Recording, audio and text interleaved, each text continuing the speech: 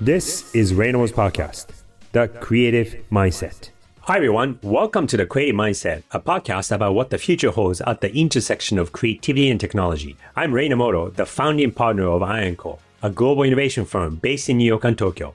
AI has been the topic of interest for many people in the last 18 months, not just in the creative industry, but also in various industries and how it might impact the way we work and us as human beings.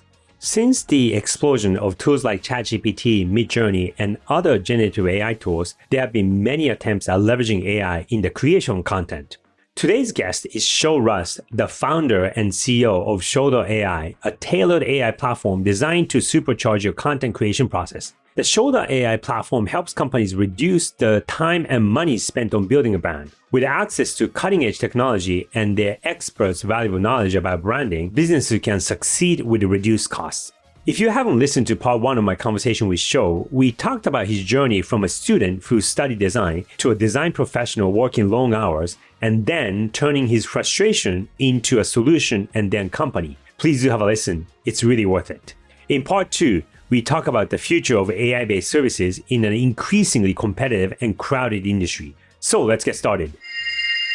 Did you, along the way, you've been around for 5-6 years now, but yes. Along the way, did you need to take on investment? We did. I think about a year in, we won like a pitch competition. That's like free money, right? You just get a grant. Right. From that grant, we weren't looking for funding, but pretty much like 5 to 8 months later, someone saw that we won that competition and then gave us a little bit more money. Yeah. And then we're like, okay, cool. But we never seriously seeked out funding because we were always kind of making a little bit of cash ourselves. I see. And then about 3 years ago, we took about $1.4 million in seed investment. Yeah. People wanted to give us more, but we wanted to just be really smart about how we grew. Okay. I see this all the time with startups as they raise a ton of money and the company has to grow so fast. And the investors expect the company to grow faster. Sure. And then so a lot of time the leadership gets completely replaced. Yeah. Because they're like, hey, you guys are at this stage of a company. You don't have any experience operating at this stage of a company.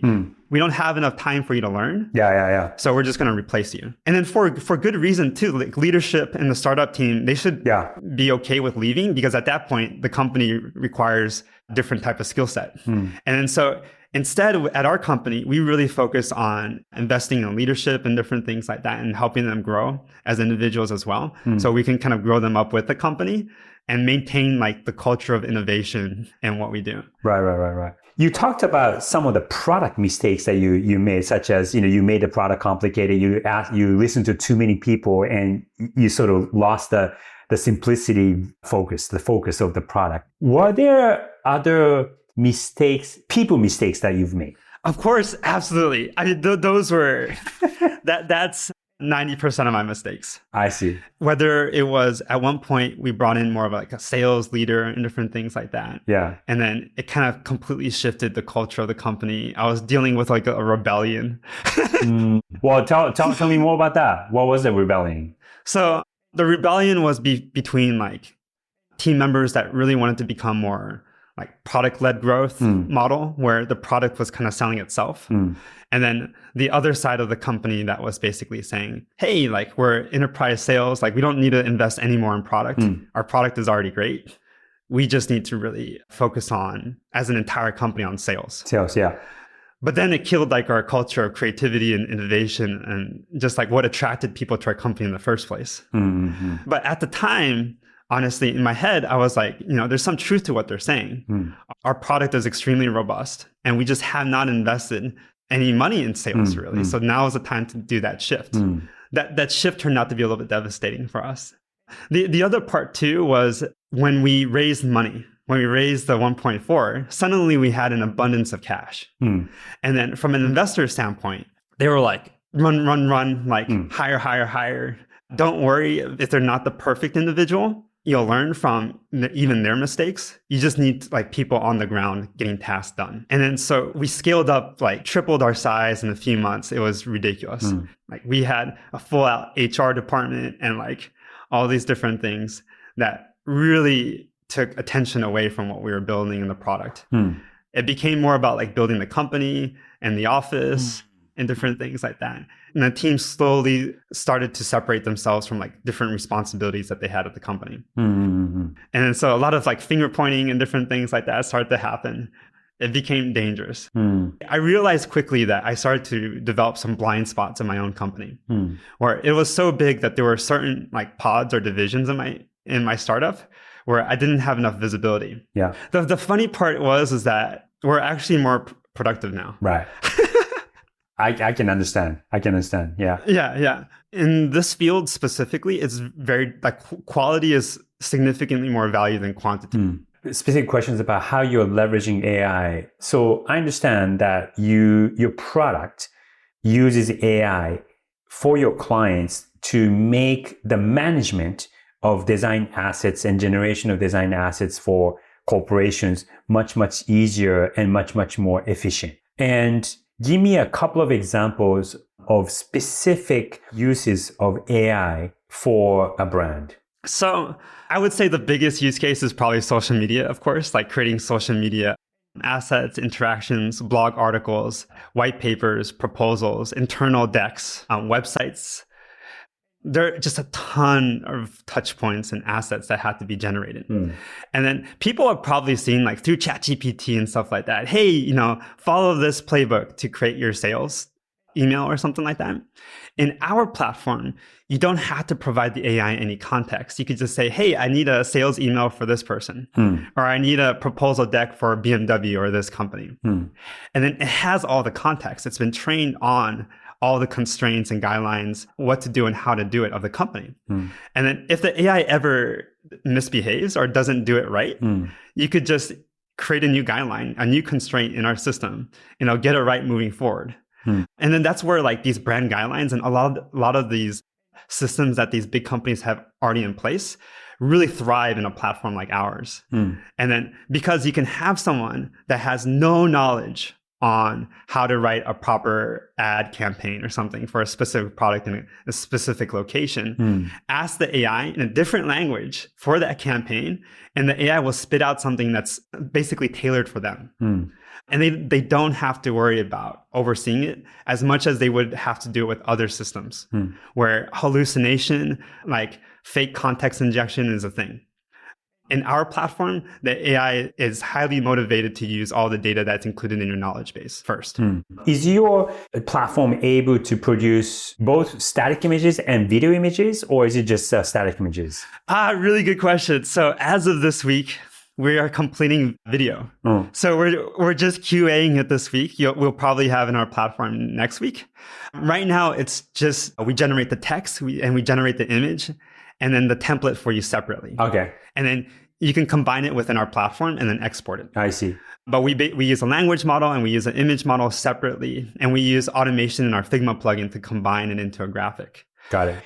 On the flip side, what are difficulties that you've run into using AI for branding purposes? A lot of challenges. And then like the concerns, like our platform is basically designed to kind of mitigate those challenges and concerns. The biggest issue is when people don't train the AI, is that they just try to jump in there. They don't provide any kind of guidance to the AI in terms of who they are and what they do and why they do it, mostly because they don't know. And that's why we like to partner with agencies, because they have a process of distilling that from the client. They have an onboarding process typically where they'll kind of understand who the client is. We have an onboarding process as part of our software as well. But if you ask a company or even a CEO, like, hey, what are your company values? Or, who's your target customer? Sometimes they freeze. Ironically, like new startup founders typically do a better job of answering these questions well because they have to for investors. Right. But especially as the organization gets bigger and different things like that, defining some of these rules becomes a really long process of like a lot of meetings and little conversations about who is our target customer, what are our key benefits, what are we trying to do in the next 5 years type of thing. I saw on your website brands like Pepsi and Porsche and those names, but I wasn't sure if they were real users of your platform or if you were using them as examples. We worked with Fortune 100s. A lot of them, to be honest with you, we work within their innovation departments and different things like that. Because of legal things with AI and different things like that. Typically, we're working within innovation departments at these different companies. We still have a few big agencies that we work with, and we that's who we love to work with the most, and that's probably 80% of our revenue right now. And we also have universities too. So we have a few schools, including my old school, Art Center College of Design, who they use it to help teach students and different things like that, which is one of the most fulfilling things for me to see. Creative individuals being able to express themselves more, being able to like have their ideas and see them come to life a lot quicker. I see. Has any of your clients/users stopped using your service? Yes. Yeah. Yeah. And for what reason? Why did they stop? This year in January is a little bit brutal because a lot of companies just went bankrupt. Oh, right. A lot of our agency customers just really struggled this year. And then that was probably because, they had a few key customers that just suddenly shut their doors. You'd be surprised. A lot of agencies will have like 24 customers on their website, but at any given time, they probably have like one big retainer with one giant company or something like that. And they lose that. And then suddenly they just have to close doors without almost any notice. So it happened to us a little bit with a few customers in January. That was a bit rough. Besides that, we've had some like small teams we found out is a little bit tricky. So like small startups where they're already not investing in brand. If you go to their stuff, they don't have anything already. Give them AI doesn't mean that they're going to start doing it now.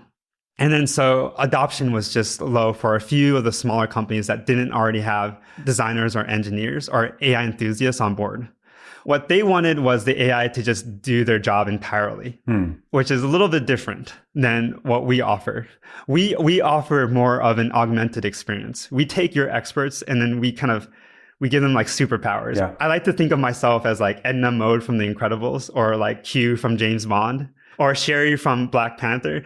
And then that's how I see AI too. Yeah. Like the best AI is going to come from AI that's augmented with really, really great like human experts and intelligence. That's why I love partnering with people like yourself or Chris Do that have that sense of good versus bad. Right. That's like AI's biggest weakness. The metaphor that you just used, the relationship between James Bond and Q, I found that to be very apt because James Bond is amazing already to begin with.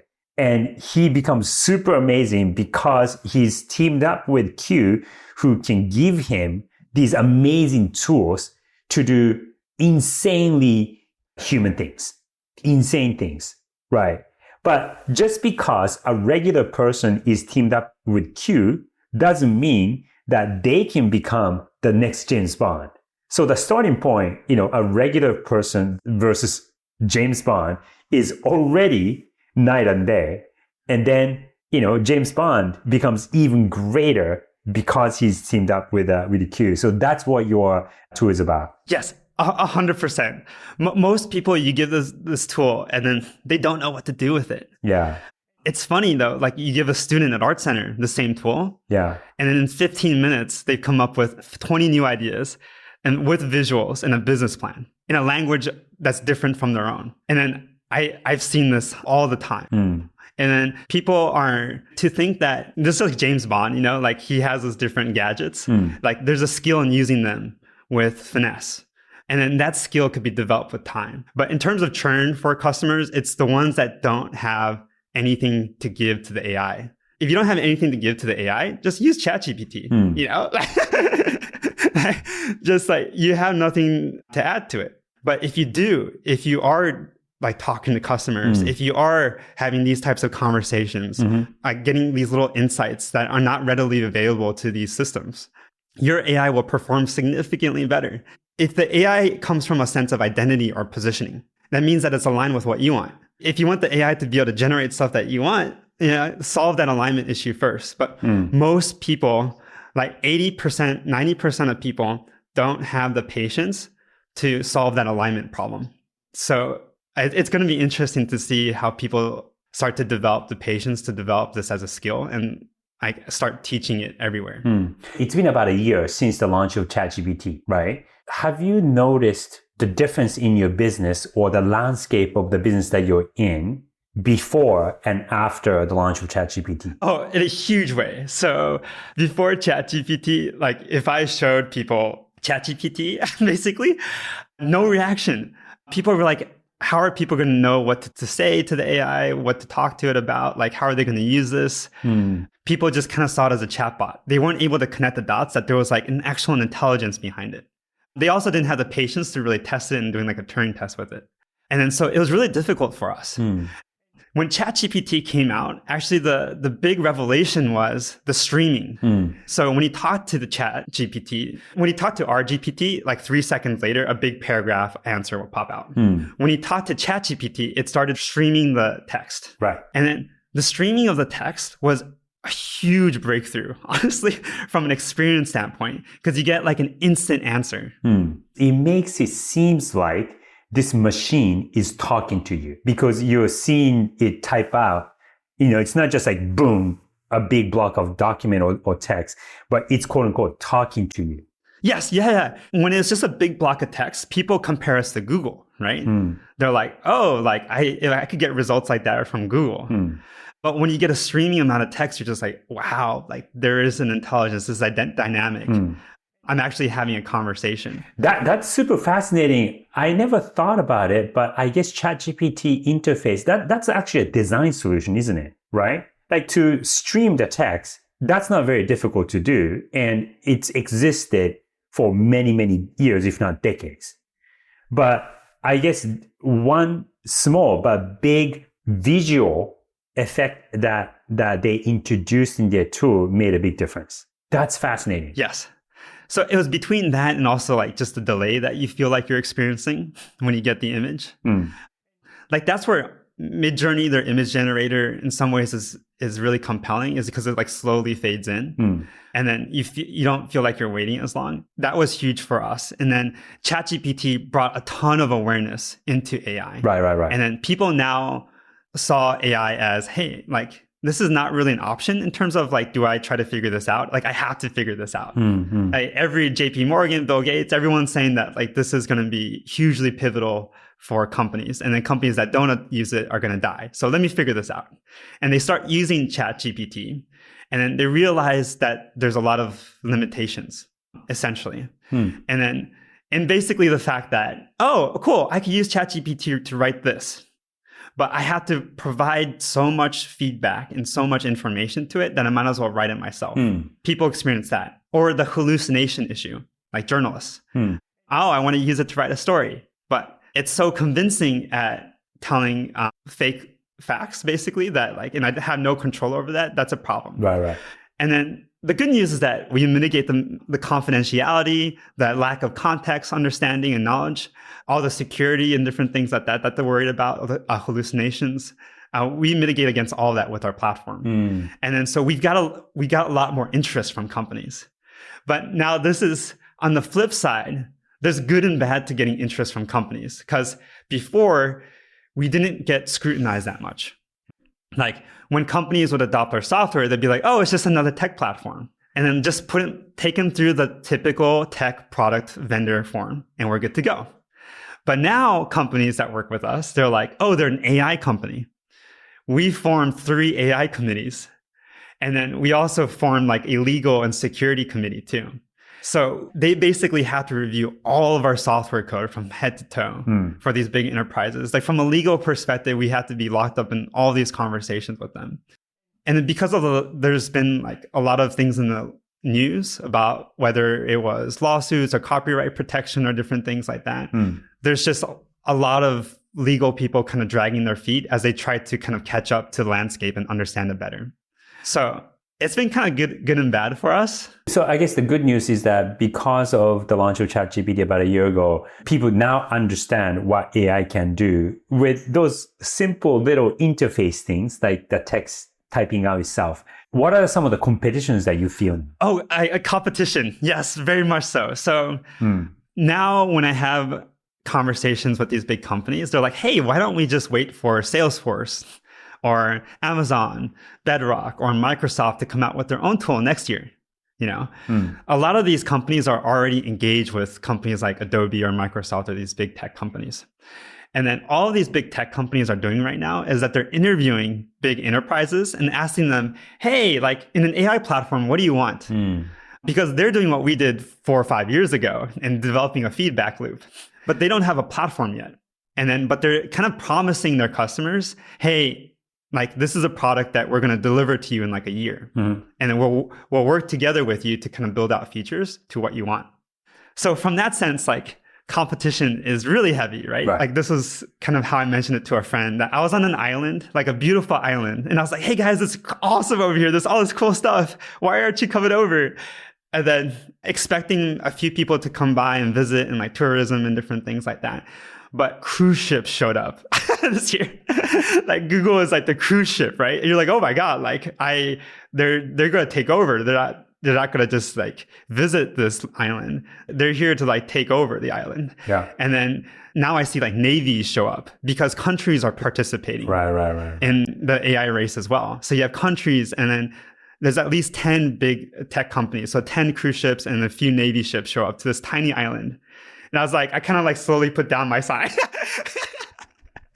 And then my reaction to that really is that even though these big companies are here, and then they will have different products that will be very, very effective for certain use cases, there are a lot of things that these big companies cannot do. For example, in terms of incorporating this text to video, like video capability, we can implement it probably 4 to 5 months faster than any of these big tech companies. Whenever something comes out, they're going to have a meeting about it next week. And then the month after that, they're going to like talk about wireframes. And then 2 months later, they're going to talk about, oh, like we finally finished the design. Let's go through like a design presentation process. And then it gets to engineering and then QA. And then it's all this other stuff that goes in. Like for us, oh, cool. Like we have access to text to video now. Let's, by the end of the week, let's make sure that all of our customers have access to it in a secure, confidential way. Like, let's first evaluate it. Okay, we already know we trust this company. We used them for image generation before. Everything looks secure, confidential, encrypted. Let's make it available to our customers so they have access to it.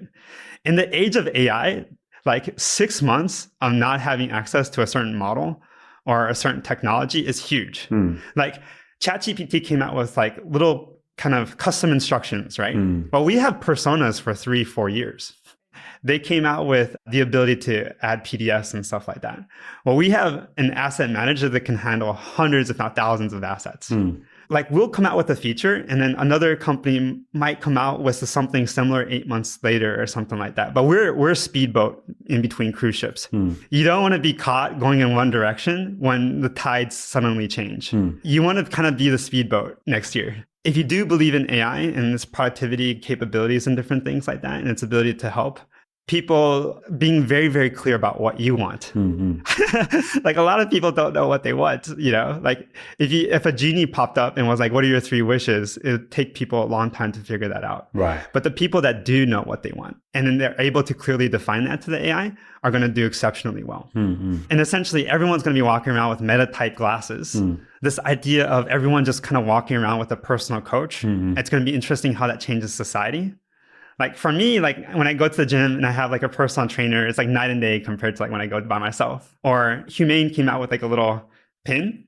That pin actually was one of the things that hurt me the most this year because I spent a lot of money developing something similar. It's hard to compete with something like that. But you can imagine you probably will be printing out the new little tech device or the new little watch case. You could create everything.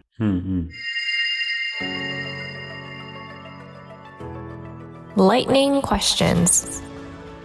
During the interview, we dig deep into different topics surrounding creativity.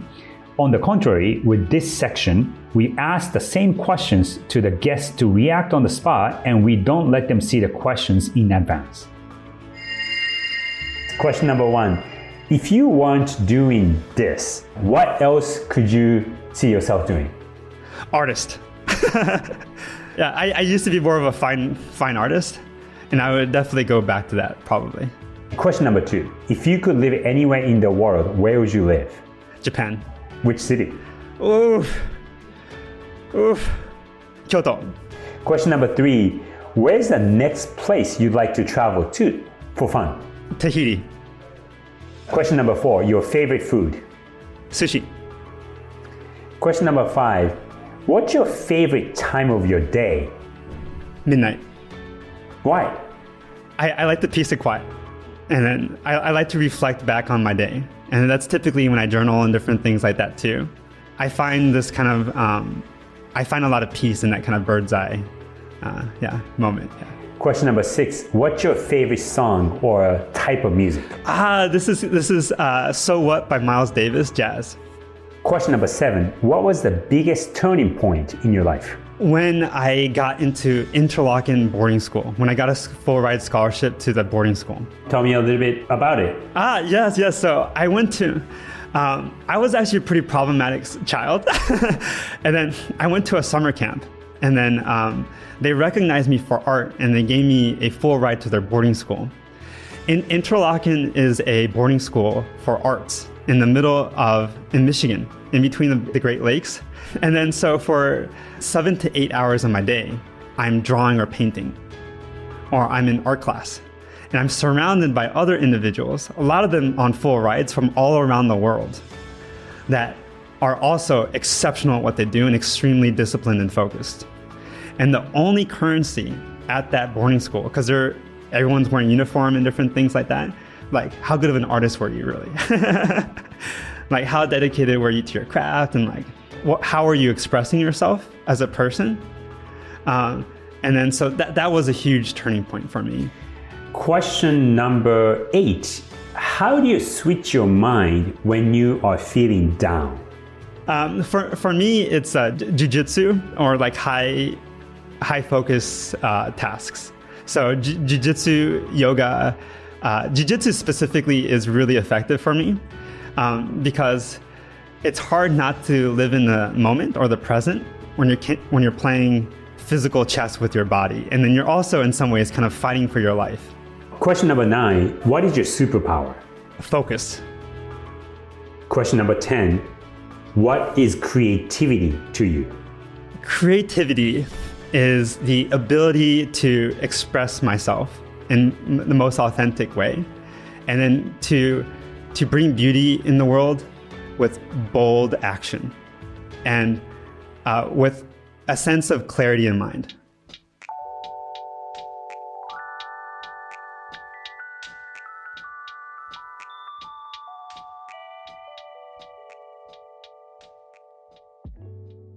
That was the second part of my conversation with Sho Rust, the founder and CEO of SHO.AI, a tailored AI platform designed to supercharge your content creation process. The main theme today was the future of AI-based services in an increasingly competitive and crowded industry.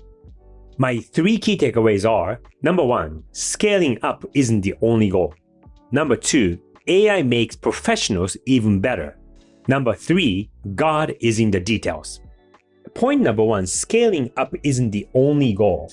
It was a surprise to me that he and a few of his friends who started the company with Sho together, they bootstrapped the company the first year or so. They had saved up money from their previous jobs, and on top of that, Sho decided to ask his grandma to let him and his friends use the basement to start the company. After a little while, he did take on some investment, but compared to the kind of investments that we hear about from Silicon Valley and other investment communities, what he took on was very modest and not a lot to scale a company. In fact, he said that the scaling of the company isn't what he's trying to do. Of course, he wants to make sure that his company is successful and he wants to grow, but at the same time, he is being smartly cautious about taking other people's money, because once you take the money, there's always strings attached to it.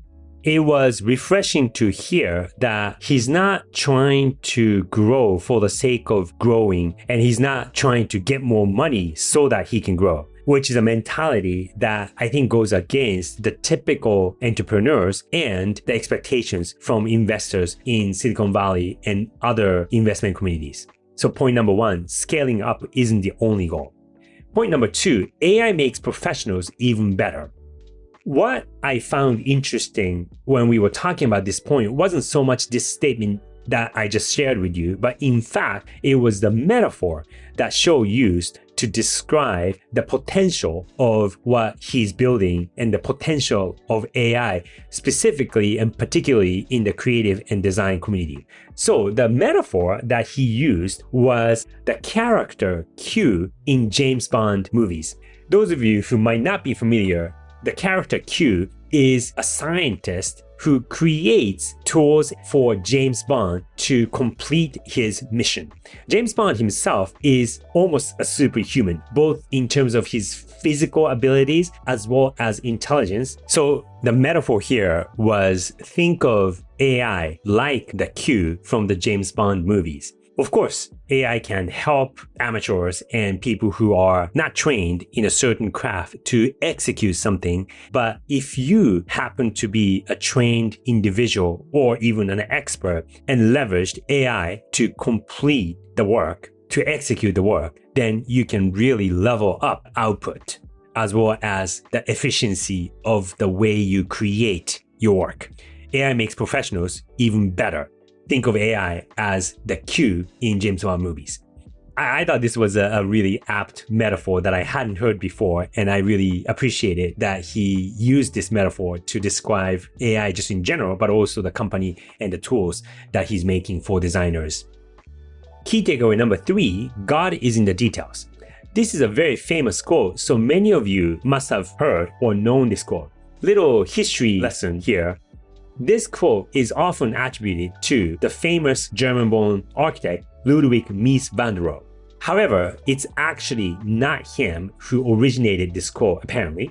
It was the German art historian R.B. Warburg, born in 1866 to 1929, and it's a German saying that means God is in the details.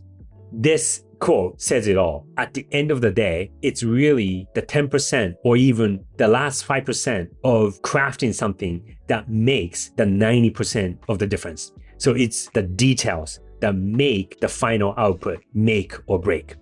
Just to summarize, my 3 key takeaways from my conversation with Sho, the founder and the CEO of SHO.AI, a tailored AI platform designed to supercharge your content creation process. Number 1, scaling up isn't the only goal. Number 2, AI makes professionals even better. Think of AI as the Q for James Bond. Number 3, God is in the details. So that was part 2 of my conversation with Sho Rust. If you're listening to this on Spotify, there's a Q&A field, so please do send us your questions and comments. And if you like our podcast, please leave us a 5-star rating. We'll be so grateful. I'm Ray Namoto, and this is The Creative Mindset. See you next time.